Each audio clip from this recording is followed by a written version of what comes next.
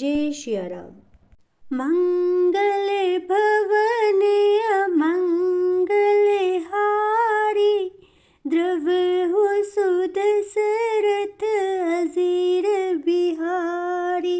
सौंपे भूप ऋषि सुत बहुविधि दे आशीष, जननी भवन गए प्रभु चले नाय पद से।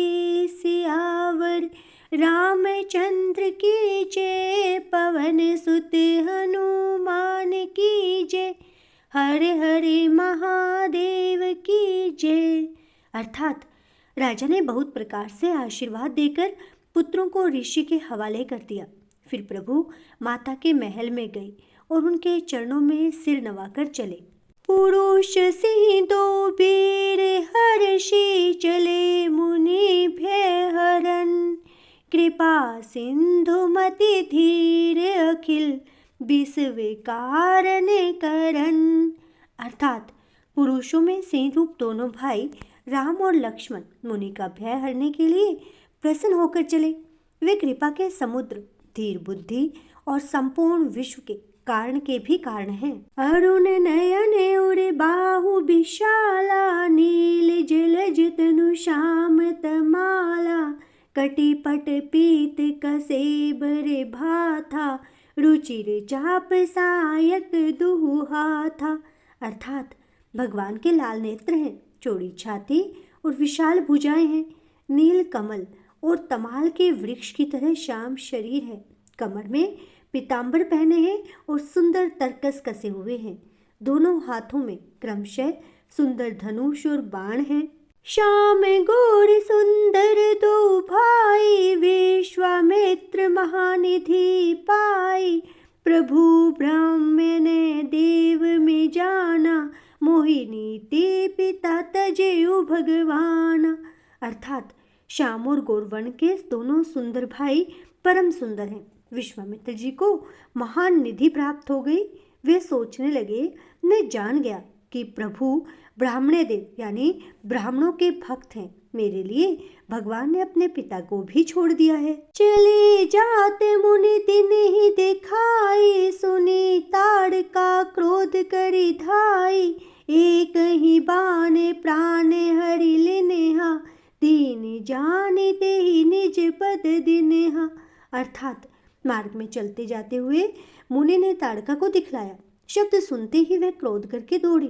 श्री राम जी ने एक ही बाण से उसके प्राण हर लिए और दीन जानकर उसको निज पद यानी अपना दिव्य स्वरूप दिया। तब ऋषि निज नाथ ही जिए चिन्हि, विद्या निधि कहूँ विद्या दिनहि, जाते लागने क्षुधा पिपासा, अतुलित बल तनु तेज प्रकाशा। अर्थात तब ऋषि विश्वामित्र ने प्रभु के मन में विद्या का भंडार समझते हुए भी अर्थात लीला को पूर्ण करने के लिए ऐसी विद्या दी जिससे भूख प्यास न लगे और शरीर में अतुलित बल और तेज का प्रकाश हो। आयुध सर्व समर्पी के प्रभु निज आश्रम आनी, कंद मूल फल भोजन दिन है, भक्ति हित जानी। श्यावर रामचंद्र की जय, पवन सुत हनुमान की जय, हरे हरे महादेव की जय। अर्थात सब अस्त्र शस्त्र समर्पण करके मुनि प्रभु श्री राम जी को अपने आश्रम में ले आए और उन्हें परम हितु जानकर भक्ति पूर्वक कंदमूल और फल का भोजन कराया।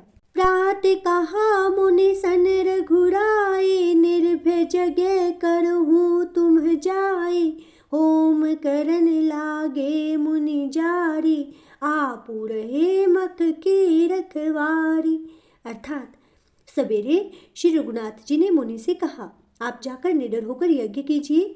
यह सुनकर सब मुनि हवन करने लगे। आप श्री राम जी यज्ञ की रखवाली पर रहे। सुनी मारिचनि साचर क्रोही, ले सहाय धावा मुनि द्रोही, फिरु भर बाण राम तेहि मारा, सत जो जन गा सागर पारा। अर्थात यह समाचार सुनकर मुनियों का शत्रु क्रोधी राक्षस मारीच अपने सहायकों को लेकर दौड़ा। श्री राम जी ने बिना फल वाला बाण उसको मारा, जिससे वह 100 योजन के विस्तार वाले समुद्र के पार जा गिरा। पावक सरसु बाहु पुनि मारा, अनुज निशाचर कट को संहारा, मारी असुर द्विज निर्भयकारी, स्तुति करहि देव मुनि झारी। अर्थात फिर सुबाहु को अग्निबाण मारा। इधर छोटे भाई लक्ष्मण जी ने राक्षसों की सेना का संहार कर डाला। इस प्रकार श्री राम जी ने राक्षसों को मारकर ब्राह्मणों को निर्भय कर दिया। तब सारे देवता और मुनि स्तुति करने लगे।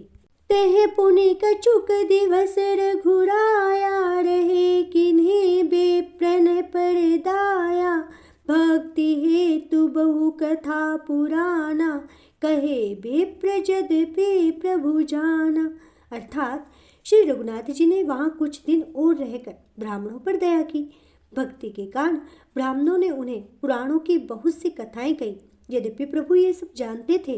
तब मुनि सादर कहा भुजाई, चरित एक प्रभु देखिए जाई, धनुष जगे सुनि रघुकुल नाथा, हरसि चले मुनि बर के साथा। अर्थात तदंतर मुनि ने आदरपूर्वक समझाकर कहा, हे प्रभु, चलकर एक चरित्र देखिए। रघुकुल के स्वामी श्री रामचंद्र जी धनुष यज्ञ की बात सुनकर मुनि श्रेष्ठ विश्वामित्र जी के साथ प्रसन्न होकर चल पड़े। आश्रम एक दिख मग माही, खग मृग जीव जंतु तह नाही, पूछा मुनि शिला प्रभु देखी, सकल कथा मुनि कहा विशेषी। अर्थात मार्ग में एक आश्रम दिखाई पड़ा। वहां पशु पक्षी कोई भी जीव जंतु नहीं था। पत्थर की एक शिला को देखकर प्रभु ने पूछा। तब मुनि ने विस्तार पूर्वक सब कथा कही। गौतम नारी श्राप बस उपल देह धरि धीर, चरण कमल रज चाहती कृपा करो रघुबीर, सियावर रामचंद्र की जय, पवन सुत हनुमान की जय, हर हर महादेव की जय। अर्थात गौतम मुनि की स्त्री अहिल्या शापवश पत्थर की देह धारण किए बड़े धीरज से आपके चरण कमलों की धूलि चाहती है। हे रघुवीर, इस पर आप कृपा कीजिए। परसत पद पावन शोकन सावन, प्रगट भई तप पुंज सही, देखते रघुनायक जन सुखदायक, सन्मुख होई कर जोड़ी रही, अति प्रेम अधीरा पुलक शरीरा, मुख नहीं आवई बचन कही, अतिशय बड़े भागी चर नहीं लागी, जुगल नयन जलधार बही। अर्थात श्री राम जी के पवित्र और शोक को नाश करने वाले चरणों का स्पर्श पाते ही सचमुच वह तपोमूर्ति अहिल्या प्रकट हो गई। भक्तों को सुख देने वाले श्री रघुनाथ जी को देखकर वह हाथ जोड़कर सामने खड़ी रह गई। अत्यंत प्रेम के कारण वह अधीर हो गई। उसका शरीर पुलकित हो उठा। मुख से वचन कहने में नहीं आते थे। वह अत्यंत बड़भागिनी अहिल्या प्रभु के चरणों से लिपट गई और उसके दोनों नेत्रों से जल यानी प्रेम और आनंद के आंसुओं की धारा बहने लगी। धीर जो मन के नहा प्रभु कहूँ चिन्हा, रघुपति कृपा भक्ति पाई, अति निर्मल बानी स्तुति ठानी, ज्ञान नगण्य जय रघुराई। मैं नारी पावन प्रभु जग पावन, रावण रे पूजन सुखदाई, राजीव विलोचन भव भय मोचन, पाही पाही सर नहीं आई। अर्थात फिर उसने मन में धीरज धरकर प्रभु को पहचाना और श्री रघुनाथ जी की कृपा से भक्ति प्राप्त की। तब अत्यंत निर्मल वाणी से उसने इस प्रकार स्तुति प्रारंभ की। हे ज्ञान से जानने योग्य श्री रघुनाथ जी, आपकी जय हो। मैं सहज ही अपवित्र स्त्री हूँ और हे प्रभु, आप जगत को पवित्र करने वाले, भक्तों को सुख देने वाले और रावण के शत्रु हैं। हे कमल नयन, हे संसार के जन्म मृत्यु के भय से छुड़ाने वाले, मैं आपकी शरण में आई हूँ। मेरी रक्षा कीजिए, रक्षा कीजिए। मुनि श्राप जो दिन हाथी फल किन्हा परम अनुग्रह में माना। देखूं भरी लोचन हरि भव मोचन इहई लाभ शंकर जाना। विनती प्रभु मोरी में मति भोरी नाथ ने मांगो बरआना। पद कमल परागा रस अनुरागा मम मन मधुप करे पाना। अर्थात मुनि ने जो मुझे शाप दिया वो बहुत ही अच्छा किया। मैं उसे अत्यंत अनुग्रह करके मानती हूँ कि जिसके कारण मैंने संसार से छुड़ाने वाले श्री हरि यानी आपको नेत्र भर कर देखा।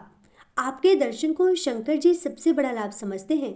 हे प्रभु, मैं बुद्धि की बड़ी भोली हूँ। मेरी एक विनती है, हे नाथ, मैं और कोई वर नहीं मांगती, केवल यही चाहती हूँ कि मेरा मन रूपी भोरा आपके चरण कमल की रज के प्रेम रूपी रस का सदा पान करता रहे।